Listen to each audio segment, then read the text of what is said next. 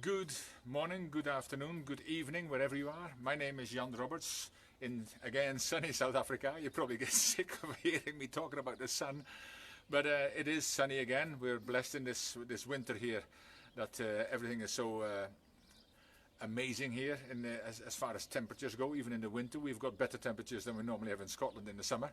But Jan Roberts from Key Leadership Institute and JR Speakers Club.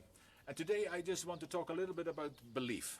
Now, as soon as you saw the title, you might have thought about a religious connotation or spiritual connotation, but I want to talk a little bit more about your belief in you. And this is very important because we all have beliefs and thoughts and perceptions about everything around us, and especially now in this uncertain time of this virus, everybody's got a perception, everybody's got a belief, and many people believe they're right as well, and we'll leave it in the middle. I mean, that is something that is, it is what it is, and we can discuss this, and hopefully we can discuss this as human beings and respect everybody else's opinion, even though we might not agree. But that's not what this is about. This is much more about what you believe. And I was thinking about it. I haven't been on air. Well, I've been on air a lot, but not on my Facebook Live, because we've been blessed to be in the Next Gen Leaders Virtual Summit in Bangladesh for the last 8 days. And even with that and a virtual presentation workshop for 4 days, I've been on air for more than 50 hours in the last 8 days. So I took a little breather, but I mean, I was itching to get back because I love doing these kind of things. And with all these students in Bangladesh, there was more than 100,000 students who actually participated over the 8 days. And you know, I thought, in these young minds, already in the young minds that are watching now, already we've got so many personally held beliefs, and all a belief is a deeply held opinion of yourself. That's what a belief really is. And we've already got all this, and I suppose it comes, if you don't know yet, from the first 7 years of your life, from 0 to 7. Much of what we believe today has been created because it goes into our subconscious. We don't do an awful lot of thinking yet. Some adults still don't do a lot of thinking yet. As Ralph Waldo, no, it was not Ralph Waldo Emerson. It was another guy who said, I forget his name just now, but it said, it's 2% of people think, 3% think they think, and 95% would rather die than think. Now I hope you're in the 2 or the 3% at least, even if you think you think. But what do you think about yourself? What beliefs do you hold of yourself? What is that person in the mirror telling you every day about you?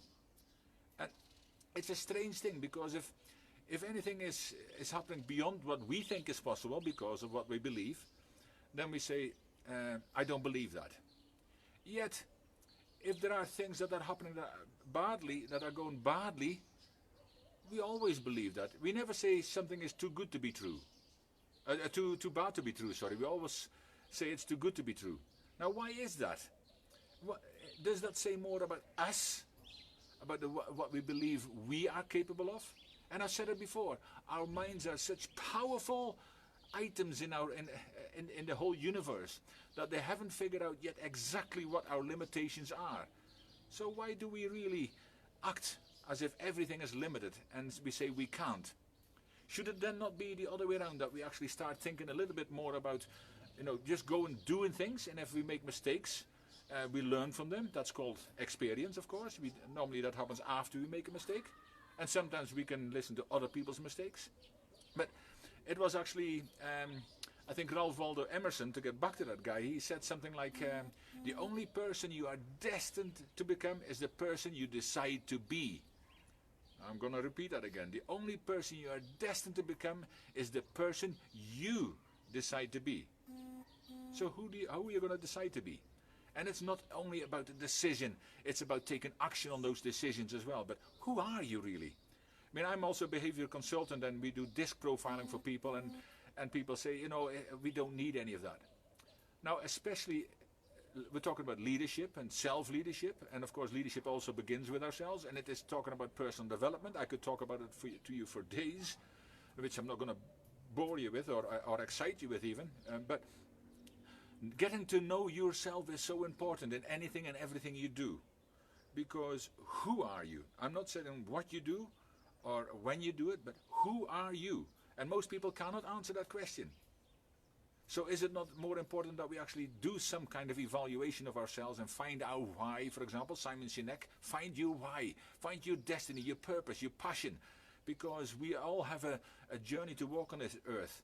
But most people don't do this, and they die with the dreams and the goals still inside them. Les Brown, my friend and mentor, always says, the richest place in the world is not the gold mines here in South Africa, or the diamond mines, or the oil fields in the Middle East. No, the richest place is the graveyard, because that's where people take their dreams and their goals and their aspiration with them. The songs that were never sung, the books that were never written, the engineering feats that were never built, because people don't know, people are scared for whatever reason. But we need to start believing in ourselves a bit more. And if you don't believe in yourselves yet, borrow somebody else's belief. You matter. We believe in you because we know you're human beings and you're capable of so much more than you normally think you can. So what are you going to do about it? What are you going to do about your future? Because you can sit on the sofa right now and complain about the coronavirus, complain about your government, complain about the community, your family, your friends. You complain about everything.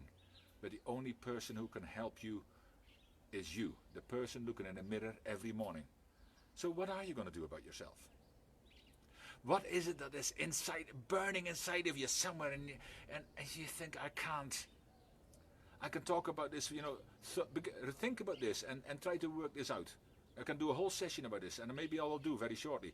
Thoughts become words, words become actions, actions become habits, and habits become your destinies. So my question is, what are you thinking? And even more so, what are you thinking about you? Remember, you are worth so much. My friend Kamrul said last week in one of the sessions, he asked, how much would you sell one of your body parts for, or your heart, or a leg, or an eye? Would you do that for $1 million? And some people say, oh, I'll chance one hand. No. What would you really do? If you add it all up, you are invaluable. That means that you are worth so much more than you believe, because you wouldn't sell yourself for, or any part of you. You certainly wouldn't sell your brain to anybody else, even though it might hardly be used sometimes. But, you have it within you to do whatever you want to do. But you need to find out why you want to do it. Because most people live a life of just existing. And because they don't like what they're doing, yet they would have been prepared to do it for 45 years. And we know that now we cannot do a job for 45 years anymore. We will do 4, 5, 6 jobs in our life, so we need to adapt anyway. Why don't we start to adapt to our own dreams, to our own passion, to everything that's inside of us? It's so worth it. But if you don't believe in you because other people tell you every time, and again I'm quoting Les Brown here because he says, don't ever let anybody else's opinion of you become your reality. And he was told that as a young child because he was called the dumb boy in the class. And one of his teachers said that to him, who became a mentor of his. And I'm going to repeat that. Don't ever let anybody else's opinion of you become your reality, because you have a choice to make. Do you believe in yourself yet? And if not, what are you going to do to become better? What are you going to do to develop yourself? What are you going to do to make sure the rest of your life doesn't look the same as the previous part of your life? See, if you want to go forward, then you need to make sure that you know where you are right now. Somebody once said as well as, you can't rewrite history. You can't rewrite your history, but you can start writing your future now. You can begin now, but you need to begin now. Don't say, I will do this tomorrow, because tomorrow will never come. What will you start doing today to make sure that the rest of your life becomes so much better than the previous part of your life so far? That responsibility and that choice is yours. You need to start believing in yourself. And I want to finish this because I get quite excited about this kind of stuff, because there is so much more possible. You are possible. Don't say impossible, say I am possible. I believe in you, and there's many people who will believe in you, but you also need to start believing in you. You can do whatever you want as long as you put your mind to it, because everything, as I said earlier on, begins with a thought. I want to leave you with a quote by the great Mandela, the great Nelson Mandela here in South Africa. And he said, I am the master of my fate, and I'm the captain of my destiny. Are you the master of your fate? Are you going to be the captain of your destiny. That's going to be your choice. I'll speak to you soon. Take care.